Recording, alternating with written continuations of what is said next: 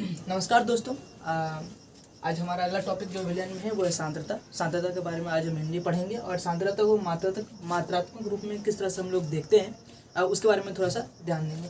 वैसे विलियन बहुत ही important chapter है, आप इसको थोड़ा ध्यान से जो नोट्स यहाँ पे लिखवाया जा रहा है वो लिखते भी रहिए, मास्टर नोट्स आपका बन जाएगा। बोर्ड के हिसाब से ये परफेक्ट नोट्स हो जाएंगे। वैसे फिलहाल यहाँ पे देखिए, अगर मैं सांद्रता को डिफाइन करता हूँ, अगर सांद्रता को परिभाषित करना हो तो क्या हो सकता है।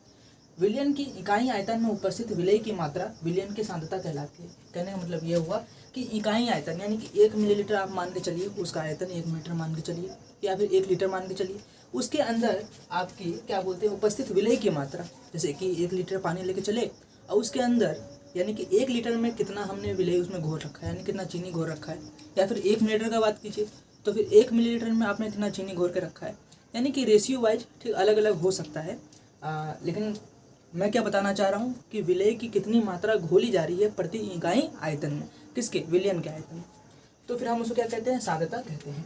किसी विलयन के संगठन को सांद्रता के द्वारा व्यक्त किया जा सकता है। कहने का मतलब ये हुआ, जब भी आपका विलयन बन रहा है तो विलयन के बारे में आपको अगर बताना है, उसकी सांद्रता बतानी है। सांद्रता बताने का मतलब ये हुआ कि आप उसमें डायरेक्टली ये बता रहे हैं कि उसके अंदर विलय की मात्रा क्या है, यानी कितना आप घोर रहे हैं। और ये आपको पता होना चाहिए कि विलयन अगर बन रहा है तो वो विलय और विलयक से मिलकर बनता है। ये हम पहले लेक्चर में पढ़ चुके हैं, आप उसको देख सकते हैं वापस से। तो किसी विलयन के संगठन को सांद्रता के द्वारा व्यक्त किया जा सकता है। तो हम ये बता सकते हैं कि उसके अंदर विलय की मात्रा कितनी है, उसी का संगठन बेसिकली कह रहे हैं। यहाँ पे यही समझाने का तरीका है। अब उसको दिखाने के लिए हम लोग क्या बोलते हैं, बहुत सारा आपका टर्म्स का इस्तेमाल करते हैं। जैसे कि फिलहाल यहाँ पर द्रव्यमान प्रतिशत, आयतन प्रतिशत और द्रव्यमान आयतन प्रतिशत का यहाँ देखते हैं प्रतिशत ही हम लोग इस्तेमाल करते हैं। वो सारा का सारा मैं यहाँ पे कवर कर ले रहा हूँ। अगले क्लास में हम लोग क्या बोलते हैं, मोलरता और मूल अंश के बारे में पढ़ेंगे। और इस तरीके से इसका जो मेजर पोर्शन है इस हिसाब से खत्म हो जाएगा। उसके बाद हम लोग को हेनरी लॉ, रॉल्स लॉ, ये सब के बारे में पढ़ना है। फिलहाल यहाँ पर देखिए, विलयन की सांद्रता के मात्रात्मक रूप, यानी कि अगर आपको सांद्रता, ये तो सांद्रता आपको समझ में आ गया, भौतिक रूप से आपको ये समझ में आ गया कि उसके अंदर विलयन की कितनी मात्रा है।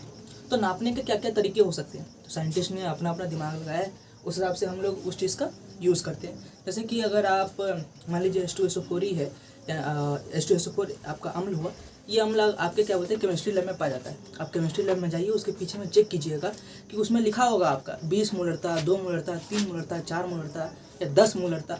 तो ये एक मात्रात्मक रूप है जो सांद्रता को व्यक्त किया जाता है।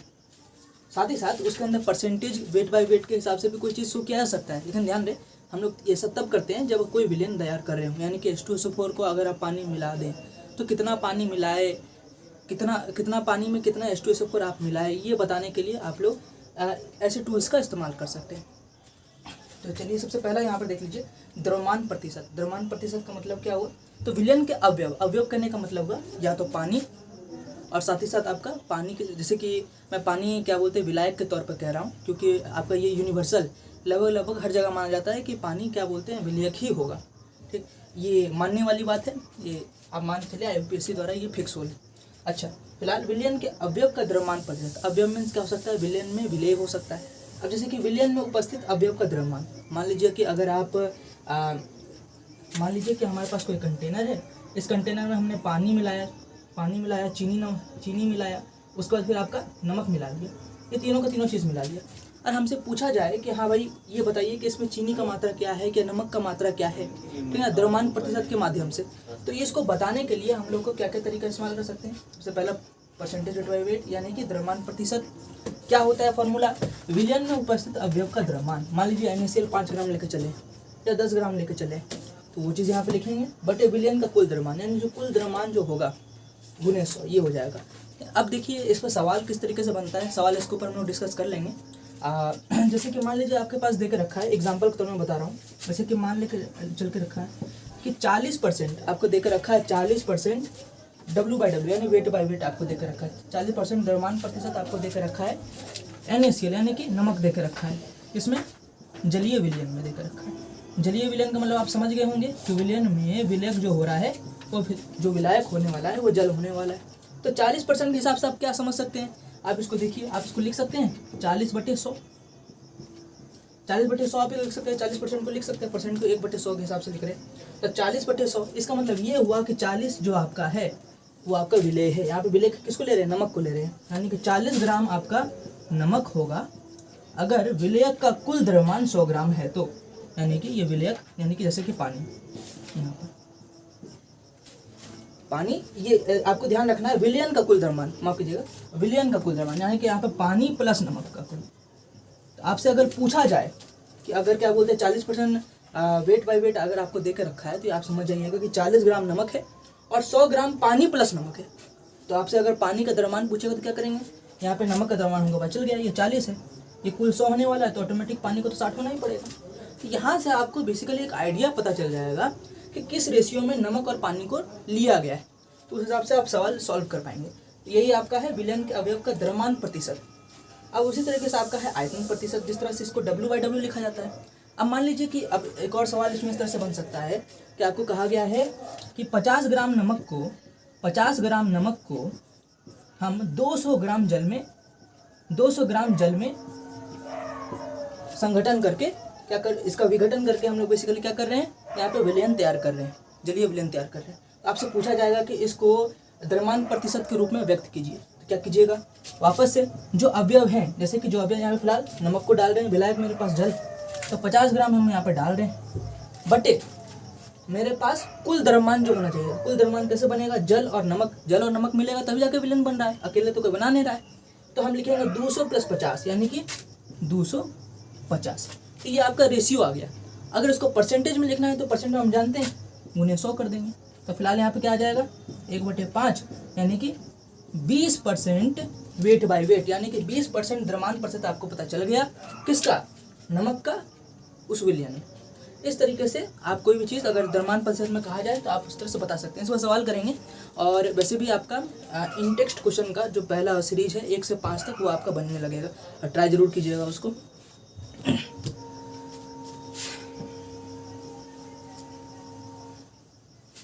उसी तरीके से हमारे पास दूसरा आता है आयतन प्रतिशत। आयतन प्रतिशत कैसे लिख रहे हैं, वॉल्यूम बाय वॉल्यूम, यानी कि आयतन बटे आयतन। ये क्या होता है, अवयव का आयतन बटे विलयन का कुल आयतन। यानी कि मान लीजिए इस बार आपको प्रतिशत द्रव्यमान प्रतिशत नहीं देकर रखा है, आयतन में देकर रखा है। हमेशा द्रव्यमान तो दिया नहीं जा सकता है, आयतन में दे सकता है, क्योंकि हम क्या बोलते हैं, आपका ठोस विलयन भी बना सकते हैं, द्रव विलयन भी बना सकते हैं, और आपका गैसीय विलयन भी बना सकते हैं। तो फिर आयतन आप गैसीय विलयन के लिए यूज़ कर सकते हैं और तरल विलयन बेसिकली द्रव विलयन के लिए इस्तेमाल कर सकते हैं।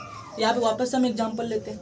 मान लीजिए आपके पास देकर रखा है 50% वॉल्यूम बाय वॉल्यूम, यानी कि आयतन बटे आयतन, आयतन प्रतिशत आपको देकर रखा है किसका, मान लीजिए एग्जांपल के तौर पे ले लीजिए इथिल अल्कोहल, एथेनॉल का ले लीजिए, एथेनॉल, ये एथेनॉल देकर रखा है जलीय विलयन इसका। कल ही हम लोगों ने डिस्कस किया था कि किस प्रकार से हम लोग बना सकते हैं। तो जलीय विलयन फिलहाल यहाँ पे हम लेकर चल रहे हैं। एथेनॉल का मतलब होता है C2H5OH, C2H5OH। तो फिर फिलहाल इससे डरना नहीं है, हम क्या बोल रहे हैं, कॉमन कंसेप्ट का इस्तेमाल कीजिए। 50% वॉल्यूम बाय वॉल्यूम देकर रखा है, इसका मतलब क्या समझेंगे, 50/100 वॉल्यूम बाय वॉल्यूम है, तो इसका मतलब समझ लीजिए ऊपर भी आयतन होना है, नीचे भी आयतन होना है। इसमें क्या हो रहा था, ऊपर भी द्रव्यमान था, नीचे भी द्रव्यमान था, यानी ऊपर भी ग्राम में व्यक्त करेंगे, नीचे भी ग्राम में। यहाँ पे ऊपर में मिलीलीटर में क्या बोलते व्यक्त करेंगे, तो नीचे भी मिलीलीटर में व्यक्त करेंगे। तो यहाँ पे आपको समझ में आ गया कि जो 50 है ऊपर में, जो 50 ml है, क्योंकि आयतन का बात कर रहे हैं, तो जो 50 ml है ये आपका एथेनॉल हो जाएगा, ये 50 ml आपका एथेनॉल हो जाएगा। लेकिन नीचे में जो आपके पास जो विलयन बन रहा है, वो विलयन कैसे कैसे बन रहा होगा, या तो एक तो जल से बन रहा होगा और एक एथेनॉल से मिलकर बन रहा होगा। यानी कि ये जो 100 ग्राम है, ये कुल मिला के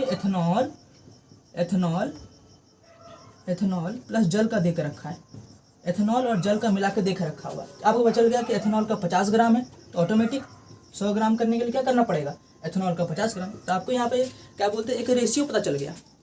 ठीक, आपको ये पता चल गया कि किस रेशियो में जल और एथेनॉल को डाला गया, यानी कि ये 50 ग्राम लेंगे तो इसको भी 50 ग्राम लेना पड़ेगा। ये आपको क्या बोलते हैं, द्रव्यमान, बेसिकली आपको आयतन प्रतिशत बताता है।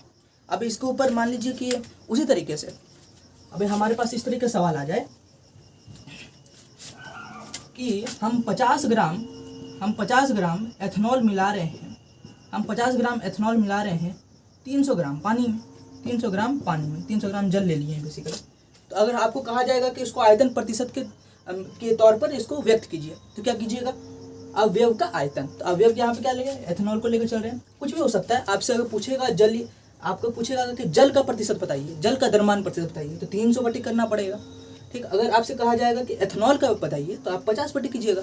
तो अवयव आपको ध्यान रखना है, अवयव आपका दोनों हो सकता है, जल भी हो सकता है, एथेनॉल का भी हो सकता है सवाल के हिसाब से। लेकिन मोस्टली सवाल यही पूछता है कि विलेय का, ऐसे ही मेनली आपका सवाल बनता है। तो यहाँ पे हम बात करें तो क्या हो जाएगा 50, ये अवयव का हो गया, बटे विलियन का। विलियन का आयतन कैसे हो जाएगा 50 + 300, ये दोनों से मिलकर बन रहा है, तो ये बात याद रखना है। तो 350 और गुने 100, इससे मेरा परसेंटेज में आ जाएगा। तो ये इस तरह से, यानी कि 100/7, यानी कि कुल मिला के कम 14 पॉइंट के आस 14%, 14.28% के आसपास आ जाएगा। आपको कंसेप्ट समझ में आ गया होगा कि आयतन प्रतिशत का हम लोग को किस तरह से इस्तेमाल करना है। उसी तरीके से आपका द्रव्यमान आयतन प्रतिशत भी आता है। द्रव्यमान आयतन प्रतिशत का भी बात कर लेते हैं। यानी कि इस बार क्या होना है आपका, हम लोग लेंगे ठोस अवयव लेंगे, यानी कि ठोस विलय ले रहे होंगे, और आपका जो विलयक होगा, बेसिकली जो विलयन है वो क्या है, जलीय विलयन है। ये भी बन सकता है, बिल्कुल है। जैसे कि आप क्या बोलते हैं, चीनी को, चीनी का अच्छा एग्जाम्पल है। आप चीनी को क्या कीजिए, चीनी आपका ठोस फॉर्म में होता है, ग्लूकोज जो होता है वो आपका ठोस फॉर्म में होता है, उसको क्या कर रहे हैं, जल में मिलाने की कोशिश कर रहे हैं। चलिए एग्जाम्पल के तौर पर ले लेते हैं। अब देख रखा है हमारे पास 60 ग्राम ग्लूकोज को, जैसे कि आप यहाँ मान लीजिए कि यहाँ पे 30% वेट बाय वॉल्यूम दे के रखा है। किसका दे के रखा है, ग्लूकोज का दे के रखा है, ग्लूकोज का दे के रखा है जलीय विलयन में, ग्लूकोज का दे कर रखा है जलीय विलयन में। तो इससे आप क्या बता सकते हैं, इससे आप ये समझाइएगा कि 30/100, यानी कि अब ध्यान रखिए अवयव का द्रव्यमान, यानी कि ऊपर वाला ग्राम में आने वाला है, ये द्रव्यमान किसका आ गया, ग्लूकोज का आ गया, ग्लूकोज का आ गया, और नीचे आपका आयतन है। तो आयतन के लिए क्या करना पड़ेगा, पानी और ग्लूकोज दोनों चाहिए, यानी कि यहाँ पे लिखेंगे पानी प्लस ग्लूकोज। लेकिन ये किस में है, ये आपका ग्राम में था, तो नीचे वाला मिलीलीटर में, तब तो आपका वेट बाय वॉल्यूम हो रहा है, यानी कि ऊपर में द्रव्यमान, नीचे आयतन, आयतन को मिलीलीटर में रखना होगा। लेकिन फिलहाल हमारे पास 30 ग्राम देकर रखा है ग्लूकोज का। अब इसको आयतन में कैसे कन्वर्ट करेंगे, तो आपको याद होगा घनत्व का बारे में। अच्छा, तो घनत्व क्या होता है, ग्लूकोज का मान लीजिए कुछ घनत्व होता हो, यानी कि हम मान लेते हैं डी। घनत्व क्या होता है, द्रव्यमान बटे आयतन होता है। तो आपको यहाँ पे आयतन निकालना है, तो आयतन क्या हो जाएगा, जो आपका द्रव्यमान आया है, तो द्रव्यमान मान लीजिए यहाँ पे 30 आया हुआ है, तो 30/D हो जाएगा।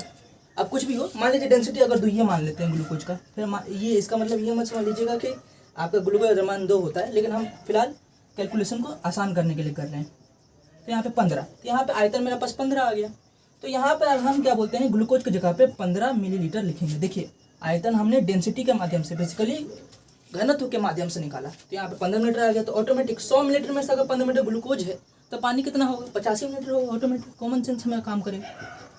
तो इस तरीके से आप क्या कर सकते हैं, वेट बाय वॉल्यूम क्या करता है, द्रव्यमान और आयतन दोनों को जोड़ता है। तो ये बहुत ही इंपॉर्टेंट हो जाता है। अगर आपके पास घनत्व पता चल जाएगा तो बेसिकली आप द्रव्यमान से आयतन के फॉर्म में चेंज करना आप जान सकते हैं। और इसी तरीके से आप इसका रिवर्स भी कर सकते हैं। इसी तरह से आप इसका रिवर्स भी कर सकते हैं, यानी कि आपको कह दिया गया कि 30 ग्राम ग्लूकोज को हम 500 मिलीलीटर, अगर आपको सीधे विलयन दे देता है, आपको दे दिया कि 500 मिलीलीटर विलयन कुल मिला के बन रहा है, यानी कि 500 मिलीलीटर का विलयन है, यानी कि विलयन कहने का मतलब ये हुआ यानी ग्लूकोज और पानी को पहले ही मिला दिया गया। आपसे सीधी अगर ऐसा दे दिया गया तब तो फिर बल्ले 30/500 × 100 कर देंगे, यानी कि आपको सीधे 6% आ गया। 6% वेट बाय वॉल्यूम। अगर नहीं देकर रखा है तो वापस वही डेंसिटी वाला फॉर्मूला अप्लाई करना पड़ेगा। आज के लिए बस इतना ही। हम लोग कल के क्लास में मूललता और मूलरता आगे डिस्कस करेंगे, और मूलरता कर देने के बाद इसके ऊपर हम लोग क्या बोलते हैं, सवाल बनाने के लिए लाइव हो जाएंगे बेसिकली। उसके बाद हम इसका मिक्स जो प्रॉब्लम होगा आपके सामने लाएंगे, वो ज़्यादा इंपॉर्टेंट होगा और ज़्यादा मज़ा भी आएगा। ओके, आज के लिए बस इतना ही। धन्यवाद।